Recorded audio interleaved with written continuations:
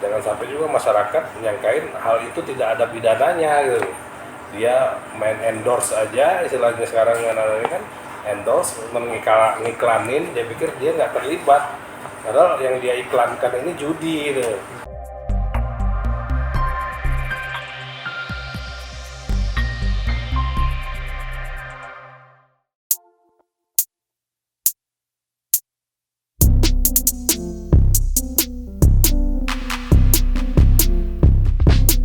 Masyarakat Sumatera Selatan, khususnya kota Palembang, memang tidak asing lagi dengan namanya.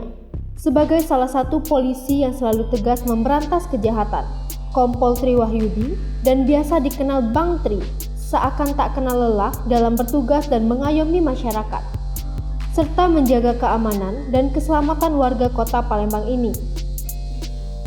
Ternyata lulusan Perwira Polri Sumber Sarjana PPSS tahun 2003. Tersirat kisah di balik jabatan Kasat Reskrim yang diemban anak ketiga dari pasangan Kombes Pol Pun Tan Malaka Bastari dan Ibu Erjuita Ningsi Joyo Puspito.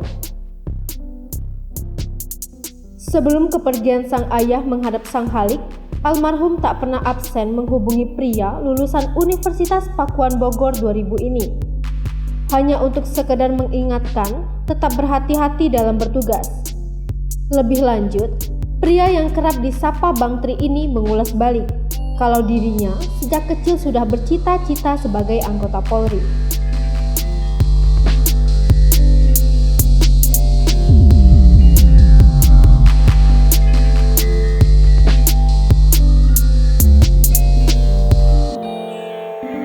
Nama saya Tri Wahyudi, saya lahir di Kota Bogor, Jawa Barat, tanggal 14 Oktober 1977.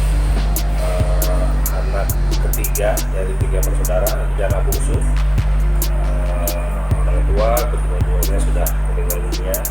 Ini saya juga tinggal satu kakak di atas saya yang tinggal. Jadi kami tinggal berdua. Dan kakak yang paling tua juga sudah meninggal. Untuk istri saya juga kebetulan orang Bogor juga sama, tinggal di Bogor. Kalau saya di sini sama istri dan anak-anak, orang anak pasang di sini sejak dari tahun 2003. Saat ini saya di Polrestabes Palembang diamanahkan oleh pimpinan dari Polda sebagai Kasat Reskrim Polrestabes Palembang dan mulai bulan Maret 2021.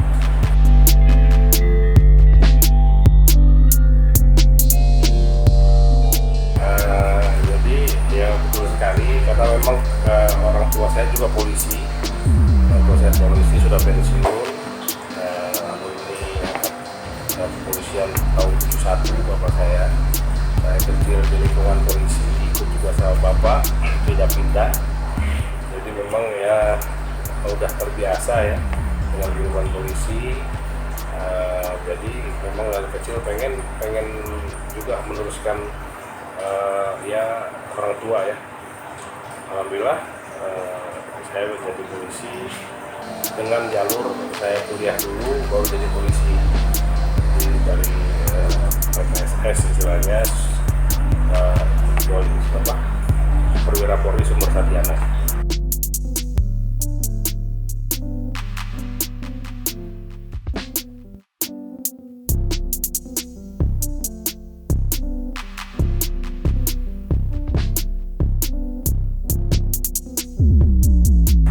Jadi gini, kalau kota Palembang yang jelas ini kota besar. Ya, kota besar otomatis jumlah penduduk juga besar. Dengan banyaknya masyarakat secara budaya juga banyak juga, otomatis juga tindak pidana juga banyak. Kami sendiri di Polrestabes Palembang menerima laporan polisi, laporan pengaduan dari masyarakat juga banyak dengan berbagai macam jenis kejahatan. Lebih banyak memang kejahatan-kejahatan yang konvensional, yaitu 3C ya, pencurian dengan kekerasan, pencurian dengan pemberatan, dan curanmor, Ya ada juga yang mungkin penggelapan, penipuan, masalah-masalah kasus penyerobotan tanah. Ini banyak macam-macam karena komplek. Itu cenderung memang betul ini adalah permasalahan di kota besar ya, pasti terjadi di mana-mana. Kalau untuk menanggapinya, karena Polrestabes sendiri juga ada 14 polsek di bawah Polrestabes Palembang, otomatis pembagian tugas juga masing-masing juga polsek juga menerima laporan polisi dari masyarakat, laporan pengaduan dari masyarakat, sehingga itu juga dapat membantu kita untuk percepatan penanganan pengaduan dari masyarakat. Semua laporan yang masuk ke Polrestabes Palembang khususnya kami akan dalami Satreskrim sesuai dengan standar SOP yang ada di Reskrim. Tetap kita terima, kita periksa, kita teliti. Oh ini benar suatu tindak pidana. Oh ini benar tindak pidananya apa yang terjadi. Kita cek ke TKP juga, kita cek dan kita tidak lanjuti dan segera kita upayakan untuk pengungkapan perkaranya.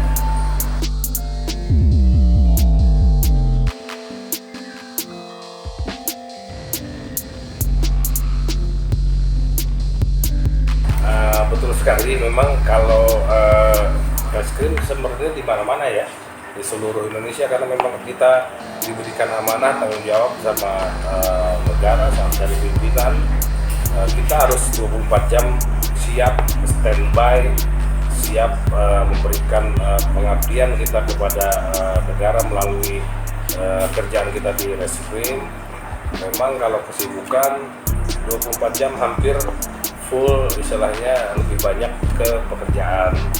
Kita memang kalau udah jajaran mungkin levelnya Kasat Reskrim kan jelas manajemen ya, manajer lah, harus bisa membagi waktu juga sama membagi personil, sehingga personil harus jelas tugasnya kemana, harus apa yang dikerjakan, hasilnya bagaimana. Dan untuk saya sendiri terkadang untuk membagi waktu dengan keluarga ya bisa nyari-nyari sela istilahnya kan, pasti kita istirahat di rumah, ketemu sama keluarga, bercengkrama. Padahal kalau memang hari Minggu ada waktu sejam 2 jam sama keluarga jalan, walaupun standby terus sifatnya. Kalau pada saat kita lagi jalan juga, kami lagi jalan, ada perintah mendadak, ada kejadian mendadak, ya kita tinggal, kita harus ke lokasi langsung ngecek. Sehingga paling itu aja bagi-bagi waktunya.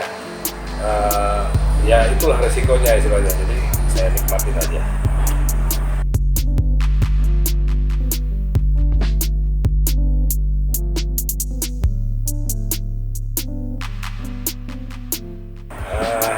Jadi banyak ya kalau memori, jadi sejak jadi polisi, khususnya jadi Reskrim, memang banyak dinas saya lebih banyak ke reserse ya.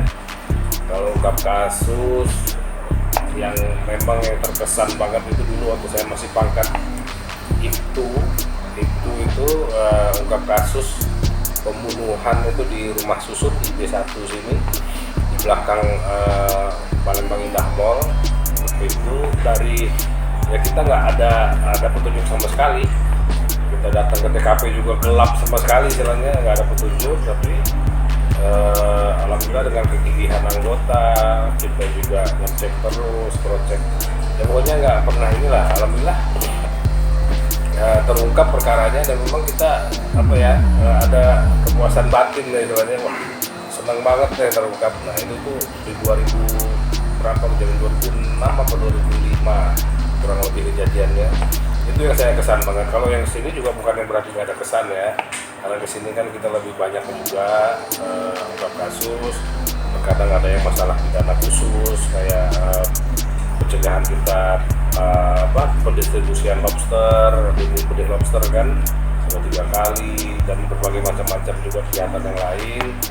Ada penjualan anak, bayi, ya kan, ada ya sekarang judi online juga, endorse kan, karena musim nih, karena kan sekarang media sangat terbuka, teknologi sangat hebat, komunikasi luar biasa ya kan, Jangan sampai juga masyarakat menyangkain hal itu tidak ada pidananya gitu.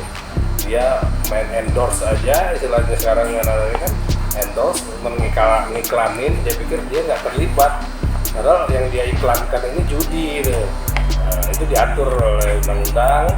Sehingga kita barusan juga kita sudah tindak, pelakunya malah perempuan, ya DJ kan sekarang kan pakai ibaratnya gampang banget nih masyarakat kerja di rumah juga main TikTok, main YouTube, main bermacam-macam bisa menghasilkan misalnya kan.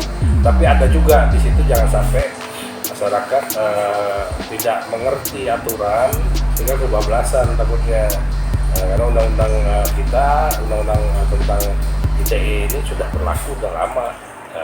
Paling itu aja kalau sekarang saya lebih berkesan ya, lebih banyak kompleks lah untuk masalah-masalah perkara yang kita lakukan.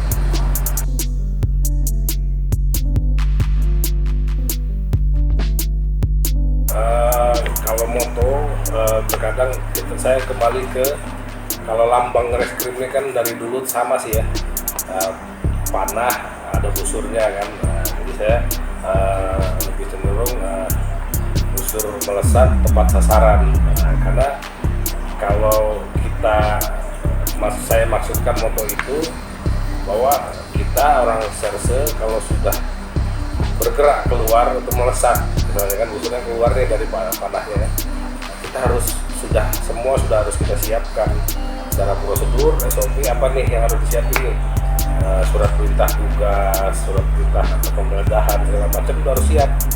Terus juga untuk keamanan anggota juga kita harus siap, mungkin pakai body face, dengan pakai anti peluru. Apabila memang kita melakukan penggerebekan atau penindakan di tempat-tempat yang rawan. Makanya saya bilang panah melesat terus tepat sasaran. Tepat sasarannya kita juga nggak boleh, kalau kata orang Palembang itu nganar ya, malah ngacak kalau itunya. Nggak boleh kita asal keluar, itu kita sudah harus jelas ini sasaran kita, ini TO kita. Berhasil apa tidak berhasil itu urusannya nanti, yang penting kita pematangan keluar sehingga pada saat itu melesat itu sudah tepat sasaran.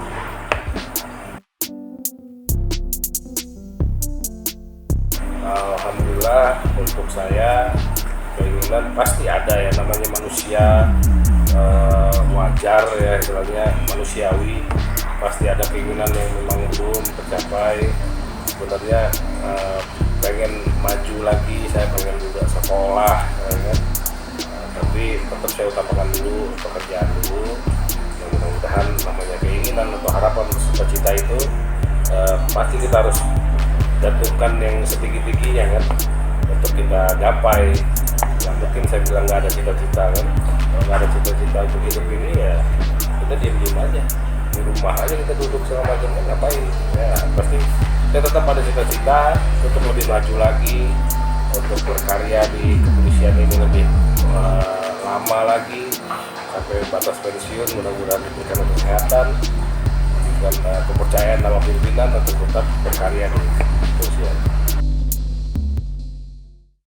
Hai pemirsa Sri Popo TV, jangan lupa komen, like, dan subscribe, serta tonton terus berita-berita terupdate lainnya ya.